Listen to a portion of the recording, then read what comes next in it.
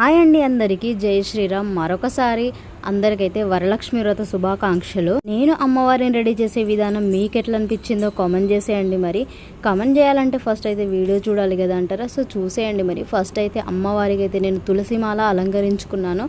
అమ్మవారికి తులసిమాల అంటే చాలా ఇష్టం అన్నమాట. సో ముందు రోజే ప్రిపేర్ చేసి పెట్టుకొని నెక్స్ట్ డే అయితే పసుపు నీళ్ళు కొంచెం చల్లేసి అయితే అలంకరించుకున్నాను.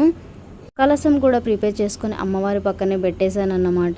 సో నెక్స్ట్ అయితే అమ్మవారి రూపు తీసుకొచ్చి అమ్మవారి అలంకరణ చేశాను. చాలా బాగా అనిపించింది నాకు. ఒక మెరూన్ కలర్ బ్లౌజ్ పీస్ అయితే తీసుకొని నా దగ్గర ఉన్న నగలను అయితే అలంకరించాను అన్నమాట. ఫైనల్గా లుక్ చాలా బాగా అనిపించింది. ఏం చేసినా బొట్టు పెడితే ఆ లుక్కే వేరు కదా అసలు. చూడండి, అమ్మవారి ఫేస్లో కళ అనిపించింది. వీడియోలో కనిపిస్తుంది కదా కదంబ పుష్పం, అందరికి తెలిసే ఉంటుంది. నా కోసం అయితే మా మద్దలు పంపించింది. సో నేనైతే అమ్మవారికి అయితే అలంకరించుకున్నాను. ఫైనల్గా అయితే తోరం రెడీ చేసుకున్నాను అన్నమాట. అమ్మవారి ఫైనల్ లుక్ ఎట్లా అనిపించిందో కామెంట్ చేయండి. చూడండి ఎంత బాగుందో, నాకైతే చాలా బాగా నచ్చింది.